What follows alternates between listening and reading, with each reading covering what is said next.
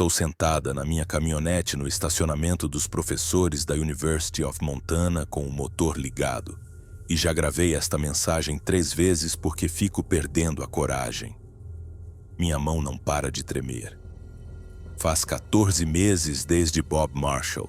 14 meses desde que senti a casca de uma árvore contra minha coluna e observei algo que não deveria existir destruir metodicamente a única ferramenta que poderia salvar minha vida. E estou prestes a dirigir de volta para o início da trilha em Spotted Bear. Minha terapeuta diz que isso é um erro. O psicólogo do serviço florestal que me liberou para o cargo de professora diz que isso é um erro. Meu ex-marido, que parou de retornar minhas ligações depois que o acordei gritando pela 9ª noite consecutiva, definitivamente diria que isso é um erro. Mas eu preciso saber se ainda está lá. Preciso ver aquela cumeada acima do Sunburst Lake mais uma vez, à luz do dia, consciente, sem ferimentos, e provar a mim mesma que o que eu lembro realmente aconteceu do jeito que eu lembro. O osso da bochecha cicatrizou torto. Eu sinto isso toda manhã quando lavo o rosto. Uma leve depressão onde o osso orbital não se encaixou direito, apesar de 2 cirurgias. Isso é real. O tecido cicatricial no meu ombro esquerdo, onde o desloquei ao passar por cima da árvore caída, é real. Mas as memórias têm essa qualidade de filmagem de pesadelo, fragmentadas e impossíveis, e eu continuo pensando que se eu simplesmente voltar e ficar naquele ponto exato onde meu telefone via satélite morreu sob a palma de alguma coisa, vou confirmar que estou louca, ou confirmar que todo o protocolo, toda medida de segurança, toda suposição racional que fazemos sobre predadores de topo na natureza selvagem da América do Norte está catastroficamente errada.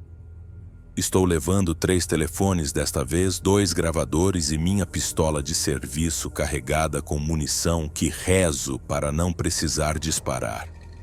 Se você está assistindo a isso e eu não voltar, diga à equipe de busca para verificar as coordenadas que anexei a este arquivo. E diga a eles para irem em grupos de no mínimo 4 pessoas. Diga a eles para não irem de jeito nenhum depois de escurecer. Diga a eles que sinto muito. A patrulha deveria ser rotineira. 5 dias, sozinha, no início de setembro, antes que a neve começasse a chegar à região montanhosa, verificando as condições das trilhas e acampamentos ao longo do corredor da Chinese Wall, de Spotted Bear em direção ao norte até Pentagon Mountain. Eu já tinha feito essa rota provavelmente umas 40 vezes na minha carreira. 12 anos como guarda florestal em Glacier antes disso. E antes disso, 4 anos no exército, incluindo uma missão no Afeganistão que me ensinou o que era medo de verdade. Ou pelo menos o que eu pensava ser medo de verdade até uma manhã de terça-feira, às 6h47, quando percebi que o medo tem profundezas que eu nunca imaginei. O complexo de vida selvagem Bob Marshall tem mais de 1 milhão de acres de terreno sem estradas, uma das terras mais remotas dos 48 estados contíguos do Zeuanur, e tínhamos protocolos para tudo.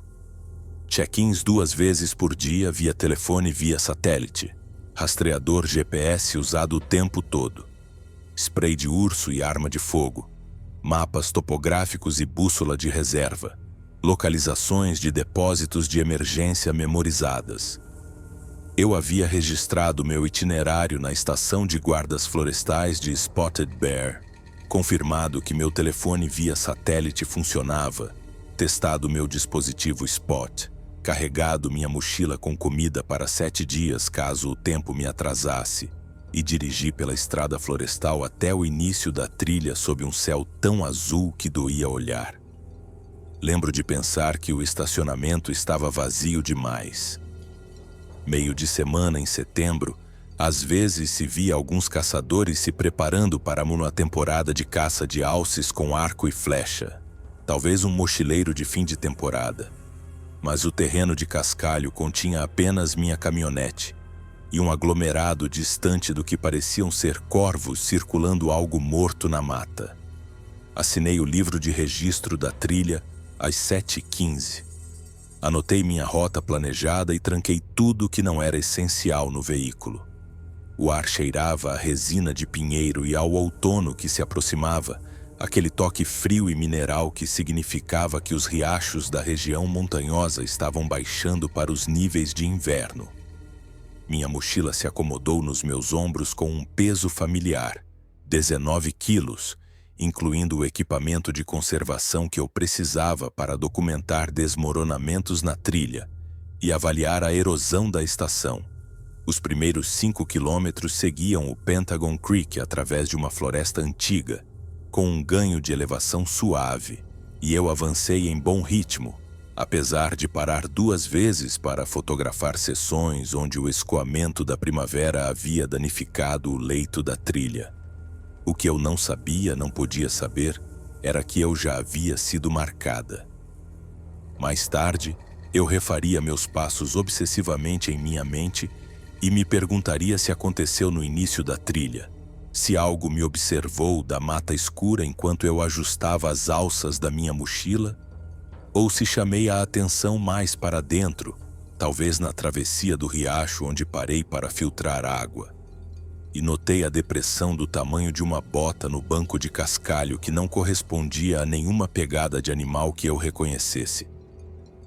Na hora, documentei com a câmera do meu celular, enviei a imagem para meu armazenamento pessoal na nuvem e a classifiquei mentalmente como provavelmente uma pegada de urso disforme, talvez um urso cinzento que pisou em substrato macio e depois se moveu antes que seu peso total fosse registrado.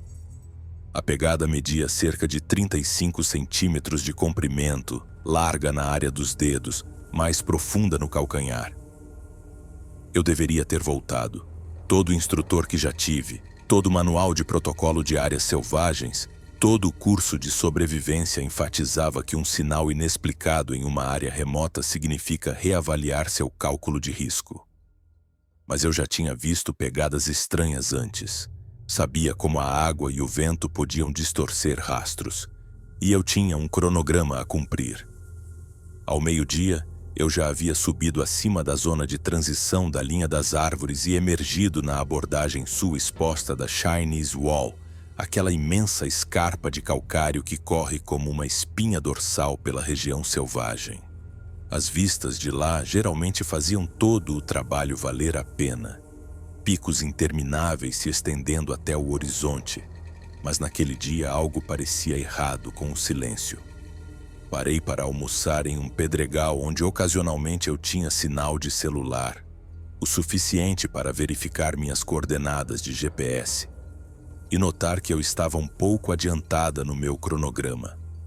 Sem sinal para ligações, mas o rastreador mostrava luz verde, e eu comi uma barra de energia enquanto observava o terreno abaixo com binóculos. Nada se movia. Nenhum cervo, nenhum alce, nenhum assobio de marmota, nenhum chamado de pássaro, exceto por um corvo distante que soava forçado e estranho. As rochas ao meu redor tinham marcas de arranhões, sulcos brancos recentes através do líquen que poderiam ser de cabras da montanha ou de algo arrastando garras pela pedra. Eu disse a mim mesma que eram cabras. Eu precisava que fossem cabras. A trilha descia para um vale chamado Moose Creek, e eu planejava acampar perto de uma cabana de patrulha que o serviço florestal mantinha para emergências, uma pequena estrutura de toras com um fogão a lenha e móveis roídos por ratos que pelo menos fornecia abrigo. Eu já havia ficado lá antes, conhecia a área, confiava nela. Mas quando cheguei às 16h30, a porta da cabana estava aberta, pendendo torta em dobradiças que eu lembrava estarem firmes na temporada passada. Lá dentro, o espaço havia sido revirado, prateleiras arrancadas das paredes, o cano do fogão desconectado e torto, e espalhados pelo chão estavam suprimentos do depósito de emergência pacotes de lama rasgados, um kit de primeiros socorros esvaziado e pisoteado. Urso, pensei imediatamente, e recuei para procurar por pegadas. Nada claro na terra batida perto da entrada, mas a própria porta mostrava sulcos paralelos profundos, 4 linhas entalhadas na madeira com um espaçamento maior do que qualquer garra de urso que eu já tivesse medido. Meu peito se apertou. Chamei Spotted Bear pelo rádio, recebi estática, tentei de novo e consegui uma conexão falha. Spotted Bear, aqui é Home, teste de rádio, câmbio. Minha voz soou mais firme do que eu me sentia, mais estática. Depois uma explosão de clareza e a voz de Jake, o guarda florestal júnior que estava na central. Home, Spotted Bear te ouve com falhas e ininteligível. Repita sua mensagem. Suas palavras cortavam, sílabas perdidas na interferência. Cabana em Moose Creek violada. Possível atividade de urso solicitando orientação sobre realocação do acampamento. Mantive a postura profissional. Não mencionei os sulcos na porta ou a sensação estranha que saturava a clareira. O rádio chiou, cuspiu fragmentos de uma resposta que não consegui decifrar e depois ficou em silêncio. Tentei mais 2 vezes e não obtive nada. Telefone via satélite então, o aparelho caro que carregávamos exatamente para essa situação, e eu o tirei do bolso lateral da minha mochila, estendi a antena, esperei pela aquisição do sinal. A tela mostrava buscando, depois 2 barras, e eu disquei a linha direta do escritório de Spotted Bear. Chamou 4 vezes e caiu na caixa postal genérica do serviço florestal. Deixei uma mensagem sobre a cabana e continuei caminhando, decidindo acampar uns 3 quilômetros mais ao norte, em um local que eu conhecia perto da cumeada. Foi quando comecei a ouvir as batidas. Percussão de madeira seca e deliberada, ecoando pelas paredes do cânion em padrões que não correspondiam a nada natural. Árvores caem, galhos mortos despencam. Mas isso era rítmico, espaçado em intervalos de talvez 5 segundos, e acompanhava minha posição em paralelo enquanto eu subia pela trilha. Eu parava também. Eu andava mais rápido, acompanhava meu ritmo. As batidas vinham da mata densa do meu lado leste, um denso pinheiral lodgepole, onde a visibilidade caía para talvez 6 metros. Lembrei de ter lido em algum lugar, talvez em um daqueles fóruns sobre criptídeos que eu visitava durante os turnos mais calmos, que batidas na madeira estavam associadas a avisos territoriais no comportamento de primatas. Descartei o pensamento. Alces às vezes se esfregam em árvores durante o cio. Galhos caem e atingem troncos. Havia explicações racionais que não exigiam que eu acreditasse em hominídeos relíquia, sobrevivendo sem serem detectados na natureza selvagem americana.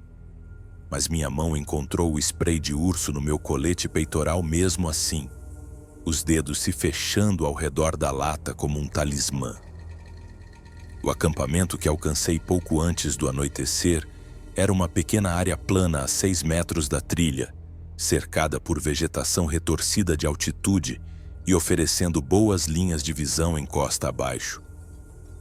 Montei minha barraca rápido, a eficiência superando o pavor crescente em meu estômago, e comecei a filtrar água de uma nascente próxima. A escuridão total chegou cedo em setembro naquela elevação, e eu trabalhei com a lanterna de cabeça, cada pequeno som na floresta ao redor me fazendo parar e escutar. Uma vez ouvi algo grande se movendo no mato abaixo da minha posição. Passos pesados que pararam quando apontei minha lanterna de cabeça na direção do barulho. Nada visível, apenas o facho de luz cortando os troncos das árvores e se dissipando na escuridão. Gritei: "Ei, urso! Ei, urso!" O barulho padrão de dissuasão, e o que quer que fosse se retirou em uma direção que sugeria inteligência sobre onde minha luz não poderia alcançar. Meu jantar foi uma barra de proteína fria porque não consegui me forçar a acender o fogareiro e anunciar minha posição. Pendurei meu saco de comida em um galho de árvore usando a técnica à prova de ursos. Vesti roupas secas dentro da barraca e deitei no meu saco de dormir com a pistola ao meu lado e minha mente girando em ciclos de dúvida razoável. Às 23h23 acordei assustada com o som de pedras atingindo minha barraca. Não seixos, não granizo, mas pedras do tamanho de um punho atingindo o sobreteto com força suficiente para curvar o tecido para dentro. Peguei minha lanterna de cabeça e a pistola, abri o zíper da barraca desajeitadamente e varri o acampamento com o facho de luz. Nada. As pedras estavam espalhadas no chão perto da entrada da minha barraca. Pedras de rio que não pertenciam àquela elevação, trazidas de algum lugar abaixo. Outra pedra voou da escuridão e atingiu uma árvore a quase 2 metros à minha esquerda com um estalo como um tiro de rifle. Gritei: "Quem está aí? Identifique-se!" Um protocolo ridículo dadas as circunstâncias, e engatilhei uma bala na pistola, apesar de saber que não atiraria cegamente na floresta onde outros campistas poderiam estar. O arremesso de pedras parou. O silêncio se acumulou ao meu redor, quebrado apenas pela minha própria respiração ofegante e pelo pulsar do sangue em meus ouvidos. Fiquei do lado de fora da minha barraca em temperatura quase congelante por 20 minutos, vasculhando com a lanterna de cabeça sem ver nada, e eventualmente me retirei para dentro para ficar acordada até o amanhecer cinzento. O segundo dia começou comigo dizendo a mim mesma que havia assustado alguns campistas idiotas que acharam hilário jogar pedras na barraca do serviço florestal. Ou talvez eu tivesse acampado perto demais do território de um urso, e ele estivesse expressando seu descontentamento de maneiras que o comportamento de ursos normalmente não incluía. Mas o estresse faz você racionalizar qualquer coisa. Desmontei o acampamento rápido, pulei o café da manhã e comecei a seguir para o norte em direção ao próximo ponto de verificação no Sunburst Lake. A trilha subia por prados subalpinos onde a geada ainda se agarrava à grama. E eu forcei o passo querendo distância do acampamento da noite anterior. Meu check-in por telefone via satélite às 8h ocorreu sem problemas. Jake atendeu no segundo toque e registrou minha posição e status como normais. Não mencionei as pedras. Dizer em voz alta tornaria aquilo real. Exigiria explicações que eu não tinha. E eu já estava questionando se não tinha sonhado parte daquilo. O terreno se abriu em uma bacia de lariços esparsos e afloramentos de granito, linda daquela maneira austera das terras altas, e parei para fotografar danos de erosão em um trecho em zigue-zague. Foi quando vi a árvore. Um jovem pinheiro lodgepole, com talvez 10 centímetros de diâmetro, quebrado de forma limpa a 2,5 metros do chão e pendendo da base estilhaçada em um ângulo que desafiava danos causados pelo vento. A quebra era recente, a seiva ainda brotando na ferida, e quando examinei o tronco, encontrei marcas na casca que pareciam perturbadoramente com pontas de dedos. Marcas grandes, bem espaçadas, como se algo tivesse agarrado a árvore com as 2 mãos e simplesmente torcido até a madeira ceder. Medi a envergadura da mão com minha régua.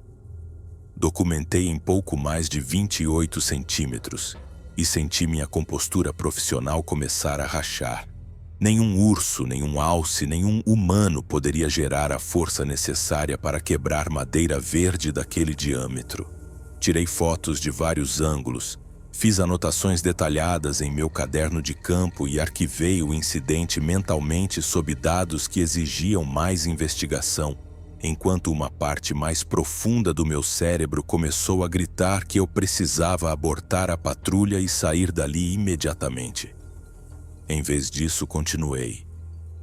Estúpido, imprudente, talvez arrogante, mas eu estava no segundo dia de um itinerário de 5 e tinha trechos de trilha para avaliar, acampamentos para documentar e uma carreira construída em não ser a guarda florestal que foge de sinais estranhos na mata. O Sunburst Lake apareceu por entre as árvores pouco antes do meio-dia. Um lago glacial refletindo os picos circundantes em água tão clara que se podia ver pedras individuais no fundo a 5 metros de profundidade. Eu havia planejado acampar lá naquela noite, descansar e continuar para o norte no dia seguinte. Mas quando cheguei ao local estabelecido, o encontrei destruído. O anel de fogueira havia sido desmontado, as pedras espalhadas pela clareira. A caixa de armazenamento de alimentos, um container pesado à prova de ursos ancorado na rocha, havia sido arrancada de seus parafusos de montagem e arremessada no lago onde flutuava nas águas rasas. E arranjadas no centro do acampamento estavam 3 grandes rochas colocadas em uma formação triangular, cada uma pesada demais para eu levantar sozinha, posicionadas com uma precisão deliberada que me deixou com a pele fria. Chamei Spotted Bear pelo rádio imediatamente, falei com Jake de novo e desta vez não escondi a preocupação na minha voz. Spotted Bear Holmes solicitando contato com o supervisor. Tenho vandalismo significativo no acampamento de Sunburst Lake e preciso de orientação sobre como proceder com a patrulha. Estática, então a resposta de Jake veio clara o suficiente. Copiado, Holmes. A supervisora Wilson está fora até quinta-feira. Pode descrever o vandalismo? Expliquei sobre o anel de fogueira destruído e a caixa de urso deslocada. Omiti as rochas arranjadas porque dizer aquilo em voz alta soaria insano. E Jake respondeu com a simpatia burocrática de alguém que nunca trabalhou em áreas remotas. Que droga, provavelmente alguns campistas babacas. Documente tudo para o relatório de incidente. E continue a patrulha se for seguro prosseguir. Você se sente segura para prosseguir? Se eu me sentia segura. Olhei para as rochas formando seu triângulo perfeito, para as marcas de arrasto na terra onde algo havia puxado a caixa de urso de suas âncoras e disse: afirmativo, continuando a patrulha. Porque qual era a alternativa? Comunicar pelo rádio que eu achava que algo impossível estava me espreitando pela natureza selvagem e ver a credibilidade da minha carreira evaporar. Montei minha barraca na extremidade norte da clareira, onde eu tinha linhas de visão em várias direções. Posicionei meu equipamento para acesso rápido e passei a tarde tentando consertar a situação da caixa de armazenamento de alimentos, arrastando o container de volta para a margem e prendendo-o com corda de escalada a uma árvore. A própria caixa tinha marcas de dedos amassadas no aço que não deveriam existir fora de acidentes industriais. Naquela noite tive meu primeiro vislumbre claro, e isso redefiniu minha compreensão de terror. Eu estava filtrando água na beira do lago, agachada nas rochas de costas para a floresta, quando ouvi um som como uma respiração pesada, rítmica e profunda vindo da linha das árvores a 12 metros de distância. Virei-me lentamente, cada músculo travado, e o vi parado nas sombras entre 2 grandes pinheiros. A luz estava falhando, a hora dourada deslizando para o crepúsculo, mas a forma era errada para qualquer animal que eu tivesse estudado em 20 anos de trabalho em áreas selvagens. Estava de pé, ombros maciços silhuetados contra as árvores que escureciam, e me observava com uma intensidade que eu podia sentir mesmo sem ver seu rosto claramente. Altura de talvez 2,70 metros, construído como algo projetado para quebrar grandes mamíferos em pedaços, e balançava levemente como se testasse minha reação. Procurei desajeitadamente pelo spray de urso no meu peito. Destravei a segurança e levantei-me rápido o suficiente para minha visão turvar. A forma não se moveu. Nós nos encaramos através de 12 metros de floresta escura, predador e presa travados em avaliação. E eu entendi com clareza cristalina que eu não era o predador neste cenário. Minha voz saiu firme, apesar da adrenalina inundando meu sistema. Ei, afaste-se, estou armada. Uma coisa absurda de se dizer para algo que não entendia inglês. mas eu precisava ouvir um som humano. A forma mudou seu peso, e eu captei detalhes que minha mente continuava tentando rejeitar. A largura de seu tronco, o comprimento de seus braços, a maneira como se movia com poder fluido que sugeria domínio físico absoluto. Então vocalizou um som que começou baixo em seu peito e cresceu para um chamado agudo e ululante que ecoou pelas paredes da bacia e fez cada instinto primitivo de sobrevivência em meu corpo gritar: corra! Eu não corri. Correr desencadeia a perseguição em predadores e o que quer que fosse isso tinha predador escrito em cada aspecto de sua presença. Em vez disso, recuei em direção à minha barraca, mantendo o spray de urso apontado, observando a forma, e ela me observou de volta até que cheguei à barraca e entrei apressadamente. Através da tela, eu podia vê-la parada na mesma posição imóvel. E ficamos assim por 10 minutos ou talvez 10 horas. O tempo havia perdido a coerência, até que a escuridão total finalmente a ocultou da vista. Passei aquela noite com minha pistola em uma mão e minha lanterna de cabeça na outra, ouvindo sons que circulavam meu acampamento em padrões deliberados demais para serem de um animal vagando. Passos pesados na floresta perto o suficiente para fazer o chão vibrar através do meu isolante térmico. Galhos quebrando com espaçamento medido, cada estalo mais alto que o anterior. Uma guerra psicológica que funcionava melhor do que qualquer ameaça direta. Em um ponto, algo roçou no sobreteto da barraca. Uma pressão que se moveu da base ao pico e desceu novamente. E eu fiquei congelada enquanto testava a estrutura como um comprador examinando produtos. A pressão se aliviou, os passos recuaram e ouvi um barulho de água no lago. Sons rítmicos de chapinhar que poderiam ser algo bebendo ou algo demonstrando seu controle da fonte de água que eu precisava para sobreviver. O amanhecer veio com uma lentidão agonizante e quando a luz cinzenta finalmente se filtrou pelo tecido da barraca, abri o zíper da porta e encontrei pegadas enormes na lama perto da margem do lago. As pegadas mediam 40 centímetros de comprimento, claramente definidas, mostrando 5 dedos com uma planta larga e calcanhar proeminente. A distância entre as passadas era de mais de 1,80 m. Fotografei-as com meu celular, usei minha régua para a escala, fiz um molde de gesso usando meu kit de reparo dental de emergência, misturado com água do lago, e documentei tudo com a precisão metódica de alguém tentando não processar o que as evidências significavam. Minhas mãos tremiam tanto que tive que parar 2 vezes e respirar para controlar o pânico. Não eram pegadas de urso.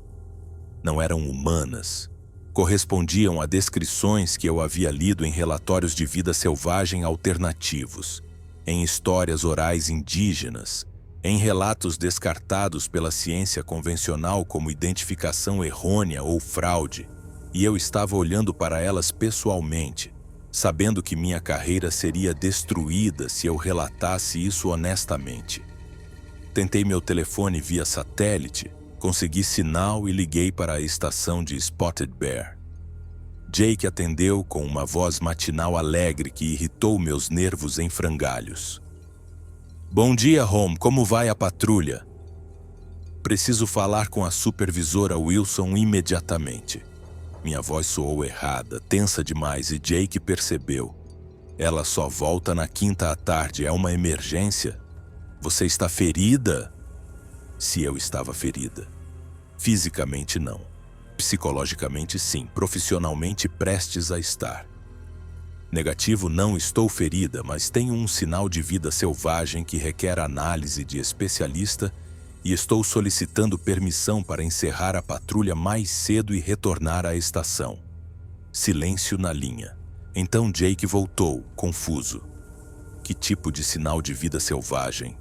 Olhei para as pegadas, para o molde endurecendo na lama e tomei uma decisão que me assombraria. Pegadas de primata de grande porte, espécie desconhecida, múltiplos indicadores de agressão territorial. Preciso trazer esta evidência de volta para a documentação adequada. Mais silêncio. Então a voz de Jake assumiu o tom cuidadosamente neutro que as pessoas usam quando acham que você está enlouquecendo. Holmes, não há primatas na natureza selvagem de Montana. Você tem certeza de que está bem? Precisa de evacuação médica? E lá estava. A escolha entre admitir que eu estava vendo coisas que não existiam ou insistir que eu estava vendo coisas que não poderiam existir. De qualquer forma, o resultado seria uma avaliação psicológica e trabalho administrativo. Negativo para a evacuação médica, continuando a patrulha conforme programado. Holmes, desligo. Terminei a chamada antes que ele pudesse responder, antes que eu pudesse ouvir a pena ou a preocupação, e sentei-me em uma rocha à beira do lago tentando decidir se eu estava louca. As pegadas não se importavam com a minha sanidade. Elas permaneciam impressas na lama, impossíveis e reais. No terceiro dia, eu deveria ter voltado para o início da trilha. A decisão inteligente, a decisão segura, a decisão que qualquer pessoa racional tomaria. Mas eu já havia relatado as pegadas, já havia me marcado como a guarda florestal que alegou encontrar evidências do Bigfoot, e retornar mais cedo cimentaria a narrativa de que eu entrei em pânico por causa de um sinal de urso mal identificado. Então desmontei o acampamento e continuei para o norte, seguindo minha rota planejada em direção a Pentagon Mountain com a determinação sombria de alguém que já havia se comprometido com uma escolha terrível. A trilha subia por áreas de queimadas antigas onde árvores esqueléticas se erguiam como marcos acima da nova vegetação. E eu avancei em bom ritmo, apesar de olhar por cima do ombro a cada 30 segundos. Meu dispositivo Spot mostrava meu progresso, pequenas migalhas de pão eletrônicas registrando minha posição para uma equipe de busca que eu esperava não ser necessária. Eu havia decidido instalar minha câmera de trilha naquela tarde, uma unidade ativada por movimento que eu normalmente usava para documentar a vida selvagem usando os corredores da trilha. Se eu pudesse capturar imagens nítidas da criatura, se pudesse fornecer evidências inegáveis, então talvez o risco valesse a pena.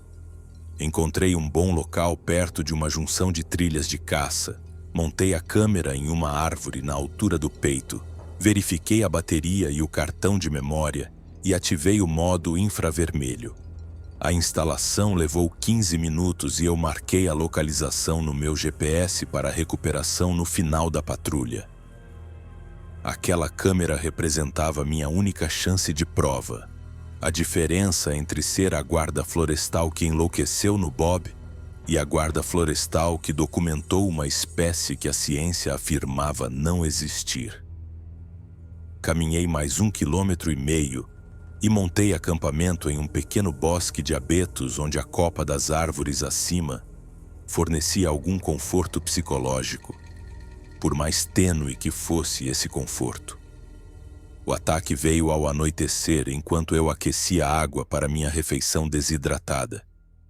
Eu tinha acabado de acender meu fogareiro, estava agachada perto da panela quando ouvi um grunhido vindo da escuridão além da luz da minha fogueira. Olhei para cima e estava lá, a 4,5 metros de distância, totalmente ereto em uma postura que irradiava agressão. A luz do fogo atingiu seu rosto pela primeira vez, e eu vi traços que não deveriam existir, uma arcada supraciliar pesada, um nariz largo e achatado, olhos que refletiam laranja na luz da chama como um predador noturno. Sua boca se abriu mostrando dentes e ele gritou, um som que combinava a raiva de um primata com algo mais profundo e antigo. Uma vocalização que fez meus ossos doerem. Tentei pegar o spray de urso, mas ele se moveu mais rápido, cobrindo a distância entre nós em 2 passadas maciças. E sua mão era uma mão. Apesar do tamanho e das garras, sua mão varreu o fogareiro e mandou a panela voando. Água fervente espirrou na minha perna e eu senti a queimadura através da minha calça. Mas a dor era distante em comparação com o terror de assistir a essa coisa destruir meu equipamento com violência casual. Minha pistola estava na barraca. O spray de urso estava na minha mão congelada, mas meu polegar não conseguia encontrar o gatilho. Ele pegou o meu telefone via satélite de onde eu o havia colocado em uma rocha ao lado do fogareiro. Segurou o dispositivo como se o estivesse examinando e depois o esmagou com uma mão. Ouvi a tela estilhaçar, ouvi a carcaça de plástico rachar e se fragmentar, e vi $600 de equipamento de comunicação de emergência se transformarem em lixo em sua palma. Então ele olhou para mim, contato visual direto que pareceu uma avaliação, e eu vi inteligência ali. Uma consciência de resolução de problemas que era de alguma forma pior do que a raiva animal irracional. Ele largou o telefone destruído e me atingiu no rosto com a outra mão. Um tapa com a mão aberta que virou minha cabeça de lado e me jogou no chão. A dor explodiu no meu osso da bochecha e na cavidade ocular branca e nauseante, e eu me encolhi em uma posição de proteção, esperando um segundo ataque que terminaria com minha morte naquele bosque de abetos. O ataque não veio. Fiquei ali deitada com sangue escorrendo pela boca e o mundo inclinando-se de forma doentia, ouvindo passos pesados se afastarem para dentro da floresta, esperando o retorno, o golpe fatal, a conclusão lógica de um encontro com um predador. Nada. Apenas silêncio e o chiado do meu fogareiro virado e a terrível compreensão de que ele havia escolhido não me matar. A contenção pareceu mais aterrorizante do que a violência teria sido, porque contenção implicava intenção. Implicava que essa coisa tinha objetivos além da predação imediata. Rastejei até minha barraca, consegui entrar e abri desajeitadamente meu kit de primeiros socorros com mãos que não paravam de tremer. Meu rosto já estava inchando, o osso da bochecha com a forma errada sob meus dedos, e quando tentei abrir a boca completamente, a dor quase me fez desmaiar. Fratura do osso orbital, talvez fratura do arco zigomático, definitivamente danos nos tecidos moles. Eu precisava de atenção médica e não tinha como pedir ajuda. O celular reserva na minha mochila não tinha sinal tão fundo na natureza selvagem. Meu rádio funcionava para comunicação em linha de visão, mas estávamos fora do alcance de qualquer estação. O dispositivo Spot no meu colete peitoral tinha uma função SOS que enviaria minhas coordenadas para busca e salvamento. Mas ativá-lo significava admitir que eu não poderia completar a patrulha. Significava acionar uma resposta que me encontraria delirando sobre ser atacada por um criptídeo. E eu não conseguia pensar com clareza suficiente para decidir se isso era melhor ou pior do que tentar sair por conta própria. Pressionei o botão SOS. Nada aconteceu. O dispositivo não apitou, não mostrou a luz de confirmação. Verifiquei a bateria e a encontrei completamente descarregada, apesar de estar totalmente carregada naquela manhã. Tentei meu relógio GPS e obtive o mesmo resultado, bateria descarregada. Uma falha impossível de bateria em múltiplos dispositivos. Ele havia mirado minhas comunicações sistematicamente, e a inteligência que isso exigia fez meu rosto quebrado doer ainda mais. Durante a noite, fiquei na minha barraca aplicando gelo da minha garrafa de água no rosto e ouvindo sons de algo grande se movendo no perímetro do acampamento. Não tentando entrar, não atacando novamente, apenas mantendo a presença, me fazendo saber que eu estava contida. A cada 30 minutos, eu ouvia batidas na madeira de diferentes direções, um padrão de triangulação sugerindo ou múltiplas criaturas ou uma circulando minha posição. Não conseguia decidir o que era mais aterrorizante. Minha arma de fogo estava carregada ao meu lado e eu repassava cenários em minha cabeça. Conseguiria atirar com precisão com minha percepção de profundidade destruída. As balas sequer parariam algo daquele tamanho. Quantos tiros seriam necessários? Onde eu miraria? As perguntas se avolumaram até o amanhecer chegar novamente, e eu rastejei para fora da minha barraca para avaliar os danos. Meu acampamento parecia que um pequeno tornado havia passado por ele. Equipamento espalhado, saco de comida arrancado de onde estava pendurado e parcialmente revirado, conteúdo derramado pelo chão. O fogareiro estava torto, inútil. Meu mapa topográfico estava rasgado, minha bússola esmagada. Tudo eletrônico estava descarregado ou destruído, exceto meu celular que tinha bateria mínima e sem sinal. Mas ainda podia tirar fotos. Documentei a destruição, fotografei meu rosto inchado com a câmera do celular e fiz um inventário do que restava funcional. Comida para talvez mais 4 dias se eu racionasse. O filtro de água ainda funcionava. Suprimentos de primeiros socorros em sua maioria intactos. Pistola e munição, roupas e abrigo. Eu poderia sobreviver até a data do meu check-in programado em 4 dias. Quando minha falha em me reportar acionaria uma busca. O plano era simples: ficar parada, conservar recursos e esperar pelo resgate. Eu já não me importava mais com minha carreira ou com o ridículo que viria. Eu só queria sobreviver. Mas a câmera de trilha. Eu a havia instalado na tarde anterior, ativada por movimento, posicionada para capturar qualquer coisa que usasse aquela trilha de caça. Se ela tivesse gravado durante a noite, se por acaso tivesse capturado a criatura em vídeo, aquela filmagem transformaria isso das alucinações de uma guarda florestal ferida em evidência documentável. Eu precisava daquela câmera. A localização ficava a talvez 1,5 km ao sul, uma caminhada fácil em circunstâncias normais. Mas minhas circunstâncias atuais incluíam um rosto fraturado, visão comprometida e algo me espreitando ativamente pela floresta. Passei 1 hora me convencendo a tentar e a não tentar a recuperação.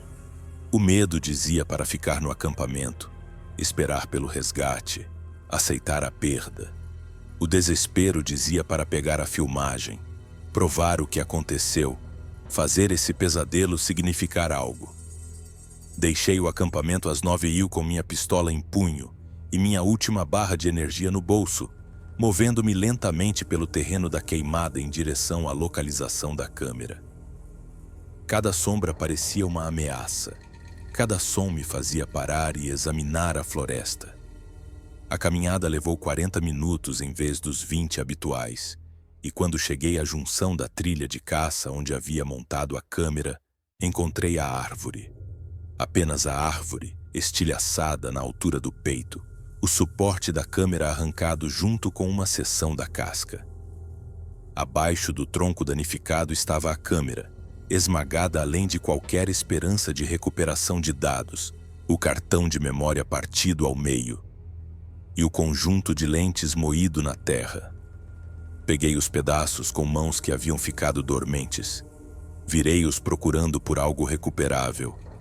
E entendi com perfeita clareza que toda tentativa de documentar essa criatura falharia.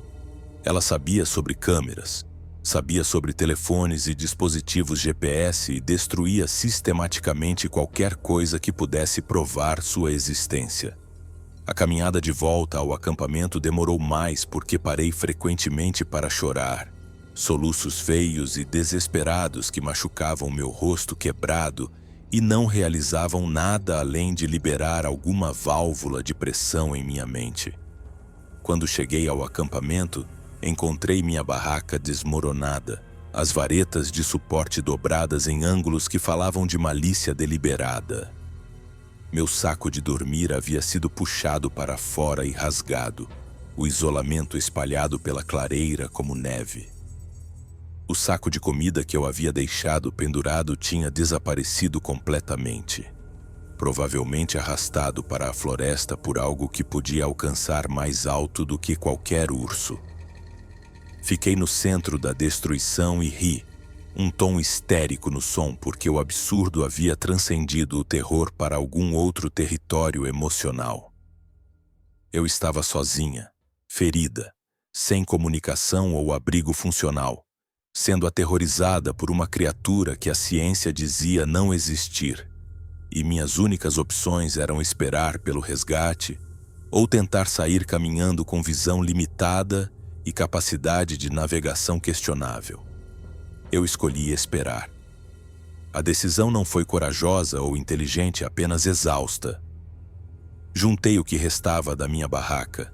Consegui criar um abrigo improvisado parcial usando o sobreteto e um pouco de paracord, e rastejei para dentro do abrigo inadequado para esperar o quarto dia. Meu suprimento de água estava baixo, então fiz uma viagem lenta até o riacho mais próximo. Filtrei o suficiente para reabastecer minhas garrafas e voltei ao acampamento sem incidentes. O silêncio parecia pior do que os sons das noites anteriores, vazio e expectante, e passei a tarde escrevendo um relato detalhado de tudo o que havia acontecido em meu caderno de campo. Se a equipe de busca e salvamento encontrasse meu corpo, pelo menos haveria documentação, por mais insana que parecesse. Datei cada entrada, incluí horários, descrevi a aparência e o comportamento da criatura, cataloguei o equipamento destruído. Minha caligrafia ficava mais trêmula à medida que o analgésico passava, e o inchaço no meu rosto fazia minha cabeça latejar a cada batida do coração. A quarta noite foi a mais longa da minha vida. A criatura retornou. Eu podia ouvi-la se movendo na escuridão logo além da luz da minha pequena e cuidadosamente gerenciada fogueira. Ela nunca entrou no raio de luz. Nunca se mostrou. Mas eu sentia sua presença como pressão atmosférica, opressiva e inescapável. Uma vez a ouvi chapinhar no riacho rio acima, sons pesados de quem caminha na água, e percebi que estava cortando meu acesso à água, me testando, aprendendo meus padrões. Qualquer que fosse a inteligência que impulsionava suas ações, estava me estudando da mesma forma que eu estudei inúmeros animais durante minha carreira, e ser o sujeito em vez do observador inverteu minha compreensão da dinâmica da vida selvagem. Eu não era uma guarda florestal documentando o comportamento da vida selvagem. Eu era uma presa sendo processada por algo com tempo e curiosidade. No quinto dia, acordei para um silêncio tão completo que fez meus ouvidos zumbirem. Nenhum chamado de pássaro, nenhum som de inseto, nenhum vento por entre as árvores. A floresta havia morrido ao redor do meu acampamento, e eu sabia sem verificar que a criatura estava perto, observando, esperando pelo que quer que viesse a seguir. Fiquei no meu abrigo inadequado durante a manhã, racionando o último da minha comida, bebendo água e contando as horas até que meu horário de check-in programado passasse e acionasse os protocolos de busca. Jake esperaria minha ligação às 8 rios. Quando eu não fizesse o check-in, ele esperaria algumas horas por problemas de sinal. Depois escalaria para a supervisora Wilson. Ela me daria até aquela noite, talvez na manhã seguinte, antes de organizar uma busca. Protocolos de busca e salvamento para guardas florestais atrasados no Bob Marshall significavam primeiro reconhecimento aéreo, procurando pelo meu sinalizador spot que estava morto, procurando por equipamento de cores vivas que eu não tinha mais. As equipes de solo viriam em seguida, seguindo meu itinerário registrado, esperando me encontrar em algum lugar ao longo da rota planejada. O cronograma significava mais 36 horas no mínimo antes que alguém chegasse à minha posição. Passei o quinto dia reorganizando meus suprimentos restantes e tentando manter meu rosto ferido limpo.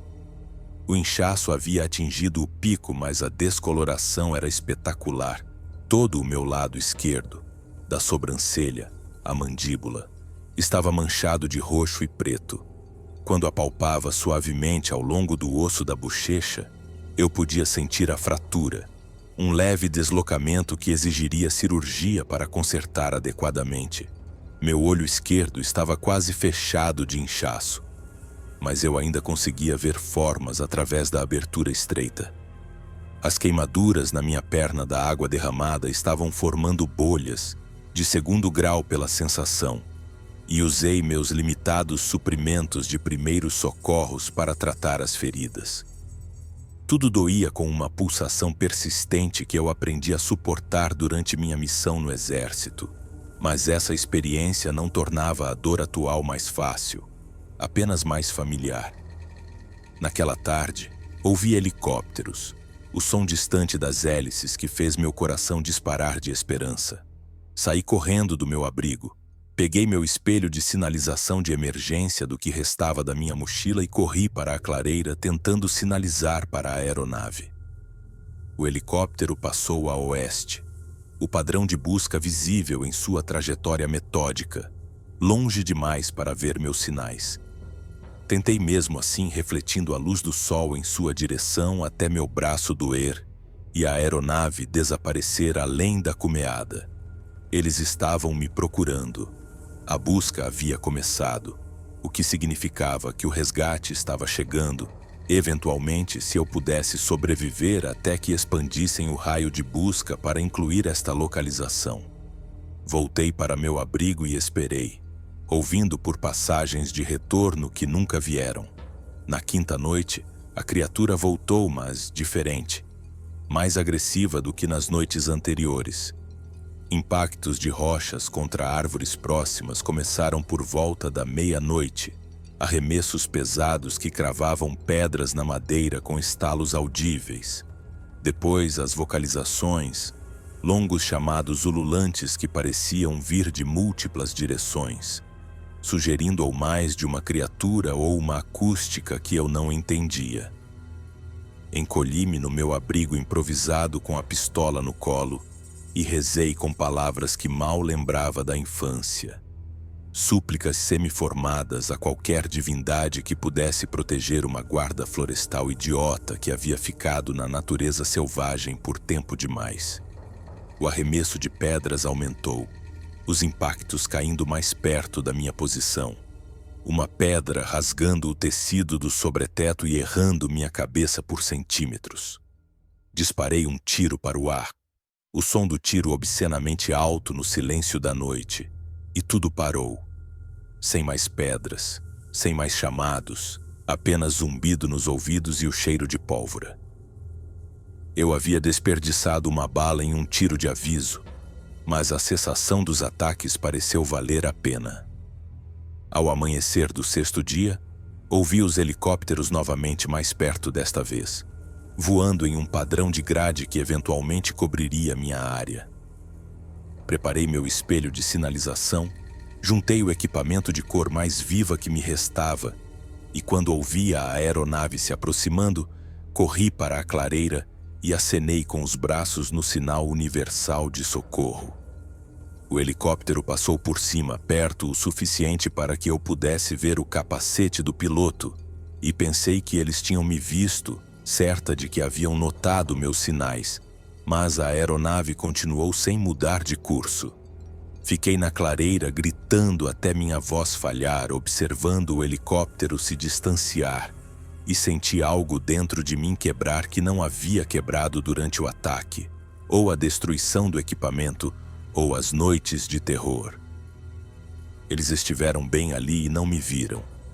A copa da floresta era densa demais, minha posição muito escondida, e entendi que uma busca por terra seria necessária para me localizar. Voltei ao acampamento e o encontrei destruído novamente. Enquanto eu estava na clareira sinalizando para o helicóptero, algo havia entrado no meu abrigo e rasgado o pouco que restava. Meu caderno de campo estava faltando, o relato detalhado que passei dias escrevendo, sumido. Minhas roupas extras estavam espalhadas e pisoteadas. O último da minha comida estava esmagado na terra. Apenas a pistola restava, porque eu a havia levado comigo para a clareira, e sentei-me nos destroços tentando decidir se uma bala reservada para mim era a escolha inteligente. Não fiz essa escolha. Ainda não tenho certeza se foi coragem ou covardia, mas recarreguei a pistola e decidi tentar sair caminhando por conta própria na manhã seguinte. Esperar pelo resgate havia deixado de fazer sentido, mas não precisei fazer aquela caminhada. No final da tarde do sexto dia ouvi vozes humanas chamando meu nome e tropecei em direção ao som com mais energia do que havia sentido em dias. A equipe de busca me encontrou a meio caminho entre meu acampamento e a trilha. 2 guardas florestais de um distrito vizinho e um voluntário de busca e salvamento do condado. E seus rostos, quando me viram, me disseram o quão mal eu parecia.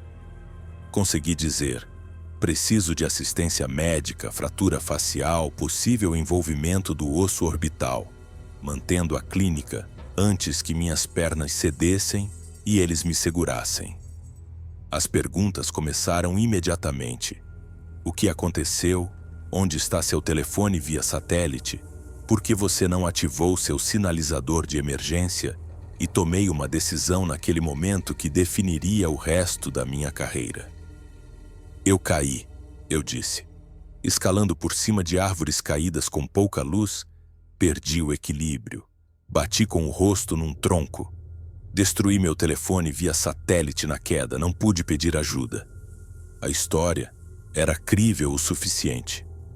Acidentes aconteciam na natureza selvagem, equipamentos falhavam, guardas florestais se machucavam. Eles não precisavam saber sobre a criatura, sobre a perseguição sistemática e a destruição de equipamentos, sobre a inteligência por trás do terror. Eles não acreditariam de qualquer maneira. E eu havia suportado 6 dias de inferno sem perder os últimos resquícios da minha credibilidade para um relato honesto que soava como um surto psicótico. Eles me deram água e analgésicos, avaliaram meus ferimentos e chamaram a evacuação por helicóptero. Enquanto esperávamos, perguntei sobre meu itinerário registrado quando começaram a procurar e soube que eu estava atrasada por 40 horas antes do lançamento da busca. Protocolos padrão, nada pessoal, mas aquelas 40 horas pareceram infinitas. O helicóptero pousou em um prado a 800 metros da minha localização, e eles me ajudaram a caminhar até a área de pouso com um guarda florestal de cada lado apoiando meu peso. Durante o voo para o Kalispell Regional Medical Center, olhei pela janela para a floresta interminável passando abaixo, e pensei no que eu havia deixado para trás na natureza selvagem. Meu equipamento destruído, minha documentação, minha evidência. Tudo consumido por um terreno que guardava seus segredos melhor do que qualquer conspiração governamental. A equipe médica nos encontrou no heliponto e fui processada na emergência com uma eficiência que fez os últimos 6 dias parecerem ainda mais surreais. Raios-X confirmaram a fratura do osso da bochecha e do osso orbital, exigindo uma cirurgia que foi agendada para o dia seguinte. Eles trataram minhas queimaduras, me deram soro intravenoso e antibióticos e me internaram para observação devido ao ferimento na cabeça. A supervisora Wilson me visitou naquela noite, sentada ao lado da minha cama de hospital com a simpatia desajeitada de alguém que enviou uma guarda florestal para o perigo e a recebeu de volta ferida. Jake disse que você relatou pegadas de primata no 2º dia. Ela disse cuidadosamente, sem fazer disso exatamente uma pergunta. Olhei para minhas mãos, mexi no esparadrapo do soro e escolhi minhas palavras com uma precisão esculpida pela exaustão. Encontrei pegadas que não consegui identificar. Padrão bípede, grande. Documentei-as de acordo com o protocolo. Verdade sem contexto, fatos sem interpretação. Você viu o que as fez? Ela perguntou, e seu tom sugeria que ela já sabia a resposta que queria ouvir. Não claramente, eu disse que foi a melhor mentira que consegui inventar. Visibilidade ruim, mata densa. Poderiam ser pegadas de urso que pareciam incomuns devido à distorção do substrato. Dando a elas a explicação de que precisava, a que fecharia o relatório do incidente sem bandeiras vermelhas. Wilson assentiu aliviada. Isso faz sentido. Ursos em pé nas patas traseiras podem parecer bem estranhos, especialmente se o chão estiver macio. Vamos investigar o vandalismo no acampamento, ver se conseguimos identificar quem anda destruindo propriedade do serviço florestal por lá. Ela passou a discutir meu cronograma de recuperação, licença médica e quando eu poderia retornar ao serviço. E eu deixei a conversa fluir ao meu redor enquanto minha mente permanecia na escuridão do Bob Marshall, ouvindo sons que assombrariam meus anos restantes. A cirurgia para reparar meu osso da bochecha correu bem, ou tão bem quanto uma cirurgia de reconstrução facial pode correr. Eles inseriram uma placa de titânio para estabilizar o osso orbital, amarraram minha mandíbula para permitir que a fratura se curasse adequadamente, e me disseram que eu teria dormência na bochecha esquerda potencialmente para sempre, devido a danos nos nervos. Passei 3 dias no hospital arrumando minha história, ensaiando a narrativa da queda até que soasse natural. E quando me deram alta, eu quase acreditava nela. Quase. Os pesadelos começaram imediatamente, reconstruções vívidas do ataque que me acordavam gritando, e o psiquiatra do hospital recomendou uma terapeuta especializada em trauma em áreas selvagens. Aceitei a indicação sabendo que nunca contaria à terapeuta a história real. O jornal The Smithsonian publicou um breve artigo sobre meu resgate. Guarda florestal ferida em queda na região selvagem de Bob Marshall. 3 parágrafos enterrados na seção de notícias locais. A história mencionava meus anos de serviço, a evacuação de helicóptero e minha esperada recuperação completa. Nada sobre as circunstâncias além da narrativa oficial da queda. Mas a comunidade criptozoológica encontrou o artigo de alguma forma, e em poucos dias ele foi compartilhado em fóruns e blogs com especulações de que minha queda era uma história de fachada para um encontro com o Bigfoot. Eles estavam certos, é claro, mas eu não podia confirmar sem destruir qualquer esperança de voltar a uma vida normal. Ignorei os pedidos de entrevista de apresentadores de podcasts e pesquisadores amadores, deletei os e-mails pedindo minha história real e me concentrei na fisioterapia para recuperar a mobilidade total da minha mandíbula. 2 meses depois, fui liberada para retornar ao trabalho administrativo, com restrições contra patrulhas solitárias em áreas selvagens. O serviço florestal havia arquivado meu incidente como acidente e falha de equipamento, não fez perguntas desconfortáveis e me redesignou para o trabalho administrativo na estação de Spotted Bear. Durei 3 semanas antes de solicitar uma transferência para qualquer lugar com menos conexão com o Bob Marshall. A supervisora entendeu, ou achou que entendeu, e ajudou a arranjar uma posição de professora no programa de silvicultura da University of Montana. O trabalho era fácil, em ambiente fechado, com horário regular, ensinando o gerenciamento de áreas selvagens para estudantes que nunca haviam experimentado uma ameaça real na natureza. Eu era boa nisso. Mantinha minhas aulas clínicas e baseadas em evidências e nunca mencionei que às vezes em salas de aula lotadas eu sentia um cheiro de resina de pinheiro e tinha que me desculpar para vomitar no banheiro mais próximo. O TPT se manifestou de maneiras que eu não esperava. Telefones via satélite desencadeavam respostas de pânico. Eu não conseguia andar por caminhos arborizados no campus sem escanear por movimento na minha visão periférica. O som de madeira batendo em madeira, mesmo algo tão inócuo quanto um aluno batendo um lápis na mesa, fazia meu coração disparar. Eu dormia com as luzes acesas e uma pistola na gaveta da minha mesa de cabeceira. Apesar de morar no 3º andar de um prédio seguro onde a única ameaça era minha própria psicologia danificada. A terapeuta ajudou, me deu ferramentas para gerenciar a hipervigilância e os pensamentos intrusivos. Mas ela não podia ajudar com a verdade central, que eu sabia que algo existia na natureza selvagem americana que não deveria existir, e eu nunca poderia provar ou compartilhar o conhecimento sem ser rotulada de delirante. Voltei ao Bob Marshall, uma vez 14 meses após o ataque, dirigindo até o início da trilha de Spotted Bear, com equipamento de gravação e armas que eu esperava nunca precisar disparar. O estacionamento parecia o mesmo, cascalho e poeira e montanhas distantes.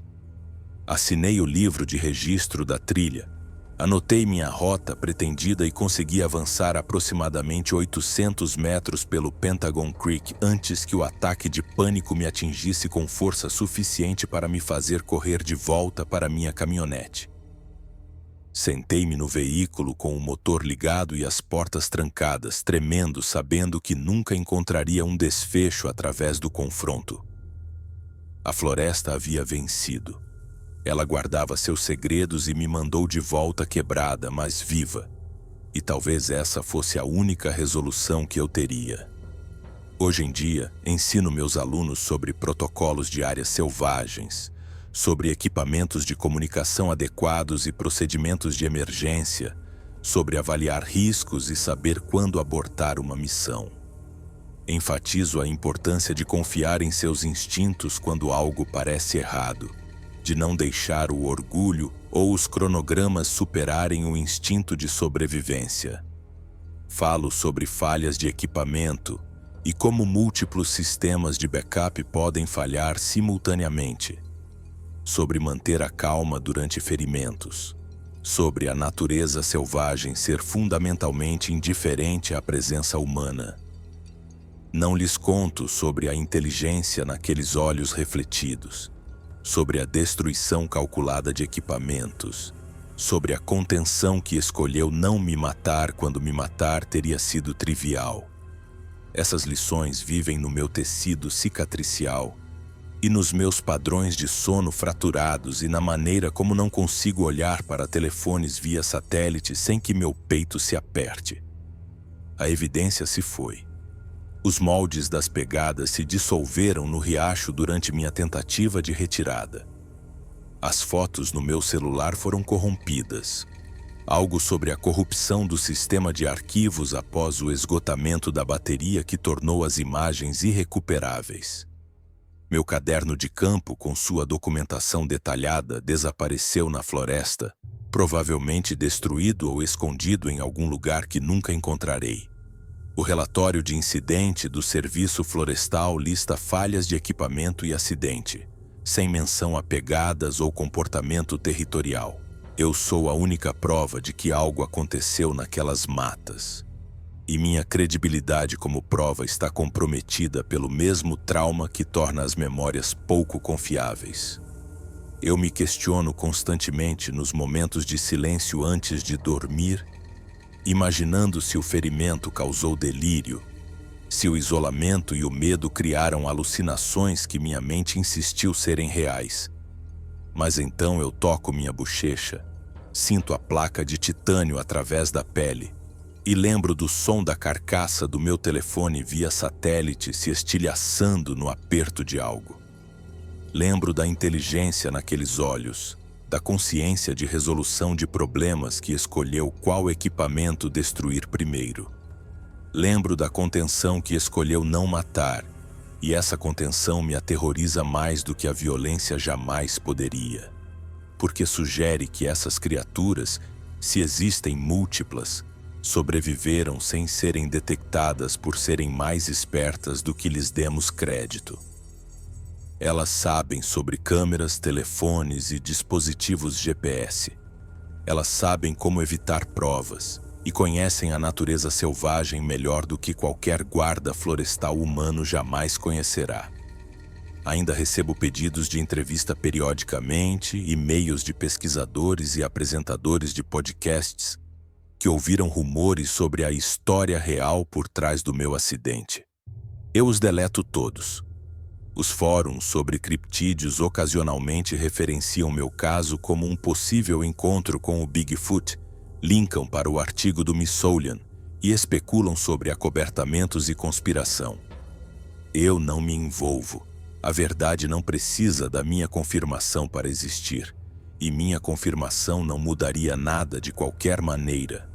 A criatura ainda está lá fora, ainda usando aquelas trilhas de caça e cumeadas, ainda espreitando pelo Bob Marshall com uma inteligência e capacidade que a tornam o predador de topo que fingimos não existir. Às vezes, em noites ruins, penso em voltar devidamente equipada, desta vez com equipamento de gravação de nível militar, uma equipe de pesquisa e poder de fogo suficiente para nos defender de qualquer coisa que a floresta pudesse nos lançar. Então lembro do som da minha barraca sendo testada do lado de fora, do ritmo das rochas impactando ao redor da minha posição, da violência casual com que meu equipamento foi destruído, e reconheço que nenhuma quantidade de equipamento importaria. Se a criatura me quisesse morta durante aqueles 6 dias, eu estaria morta. Ela escolheu o contrário por razões que nunca entenderei, e forçar a sorte retornando com câmeras e armas parece um insulto à misericórdia que recebi. Se foi misericórdia, talvez fosse apenas um predador não com fome o suficiente para se dar ao trabalho de matar, ou talvez fosse um aviso territorial, ou talvez fosse curiosidade sobre o que eu faria a seguir. Nunca saberei.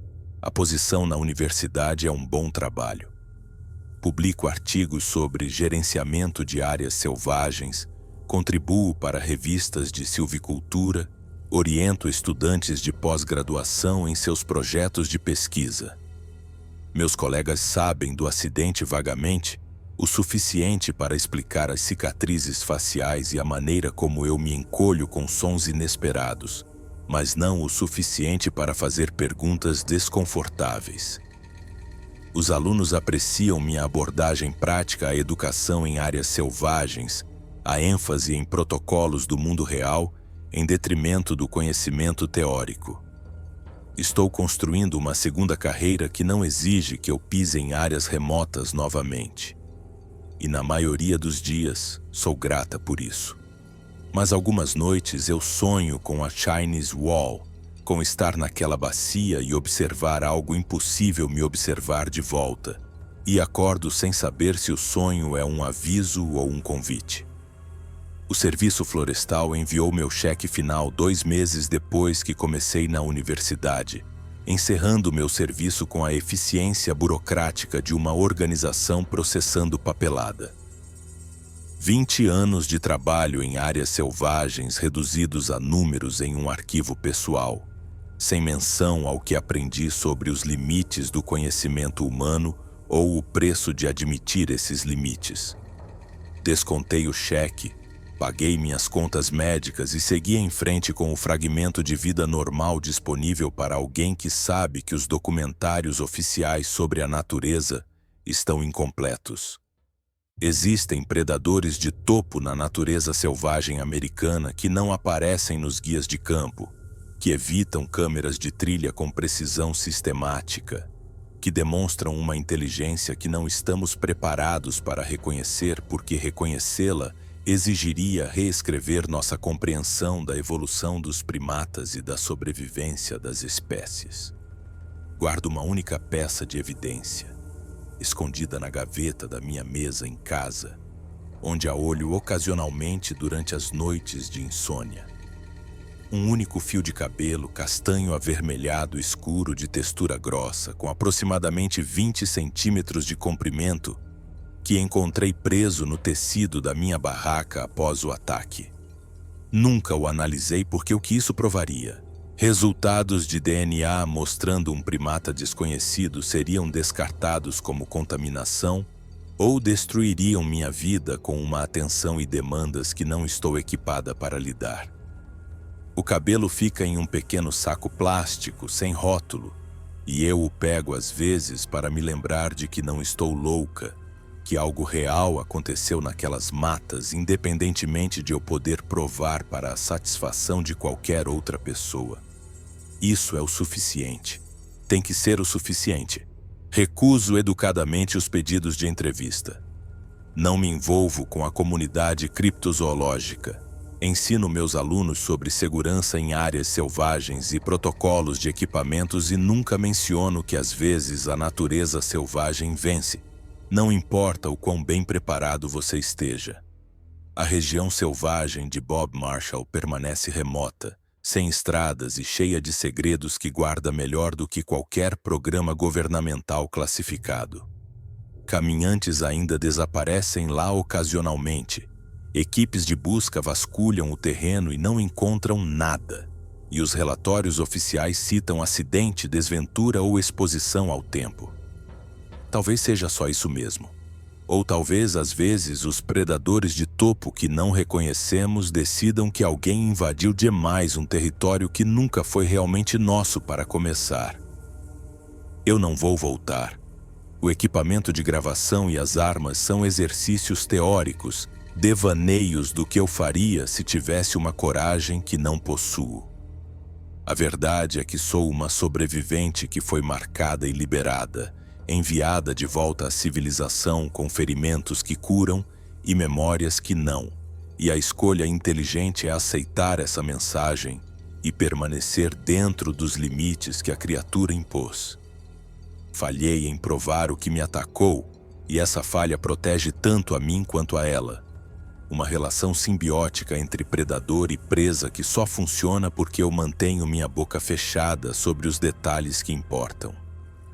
O artigo do Missoulian dá à comunidade criptozoológica o suficiente para especular e ao público em geral o suficiente para descartar, e eu existo na lacuna entre essas interpretações, tentando construir alguma versão de normalidade que não inclua 6 dias de terror. A placa de titânio na minha bochecha agora dispara os detectores de metal nos aeroportos, exigindo revistas corporais e explicações sobre ferimentos antigos. Eu voo raramente de qualquer maneira, preferindo ficar em terra firme em Montana, onde as montanhas são visíveis, mas distantes, e eu posso manter a ilusão de controle sobre meu ambiente. Meu ex-marido se casou novamente. Me enviou um convite para o casamento ao qual não compareci. E se mudou para Seattle, onde as árvores são diferentes e a natureza selvagem não sussurra as mesmas ameaças. Estou feliz por ele, genuinamente grata por ele ter encontrado alguém que não acorda gritando ou não consegue andar por bosques de abetos de Douglas sem verificar as linhas de visão. Eu não sou mais essa pessoa, provavelmente nunca mais serei. E esse é o preço de saber coisas em que os outros não acreditam.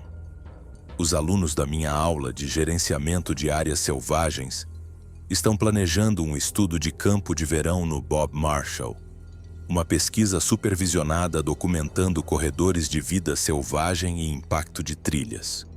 Eles me pediram para participar como orientadora do corpo docente, empolgados com minha experiência na região, ansiosos para aprender com alguém que conhece o terreno. Eu disse a eles que vou considerar, sabendo que não irei, preparando desculpas sobre conflitos de agenda e outros compromissos que soarão plausíveis o suficiente. Não posso voltar lá com alunos a tiracolo, não posso arriscar levá-los a um território onde as regras que ensino não se aplicam.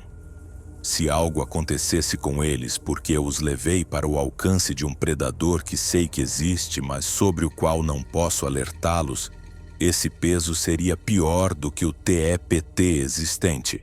Então, eventualmente, recomendarei um colega para supervisionar, e eles terão seu estudo de campo em uma natureza selvagem que pode ou não notar sua presença, dependendo de variáveis que não controlo. Esta é minha vida agora. Ensino, pesquisa, evitação de gatilhos específicos e noites em que não consigo dormir, então escrevo estas palavras sabendo que nunca serão publicadas, compartilhadas ou usadas como o testemunho que realmente são. O relato existe para mim, uma validação de que não estou fabricando memórias ou construindo um delírio, uma prova de que sobrevivi a algo real, mesmo que as evidências discordem. O serviço florestal seguiu em frente. A comunidade criptozoológica me esqueceu. Minha terapeuta acha que estou fazendo um progresso excelente. E a criatura no Bob Marshall não se importa com nada disso porque criaturas não processam a burocracia humana ou a cura psicológica. Ela ainda está lá fora, fazendo o que quer que faça quando os humanos não estão olhando. E eu estou aqui em Missoula, ensinando alunos que pensam que a natureza selvagem é um conceito que podemos gerenciar com os protocolos adequados. Talvez eles estejam certos. Talvez 99% dos encontros na natureza selvagem sigam padrões previsíveis que podemos estudar, nos preparar e sobreviver através de tomadas de decisão inteligentes. Mas aquele 1%, os encontros que não se encaixam nos guias de campo, os predadores que não catalogamos, a inteligência operando em espaços onde pensamos estar sozinhos, esse 1% é suficiente para reescrever tudo o que pensamos que sabemos. Sou a prova viva desse 1%, com osso da bochecha quebrado, placa de titânio e tudo. E a prova não importa porque ninguém quer que importe. Precisamos que nossa natureza selvagem seja cognoscível, que siga as regras que estabelecemos, que contenha apenas as ameaças que documentamos em revistas e livros didáticos. Admitir o contrário significa admitir que não estamos realmente no topo da cadeia alimentar em todos os lugares que vamos.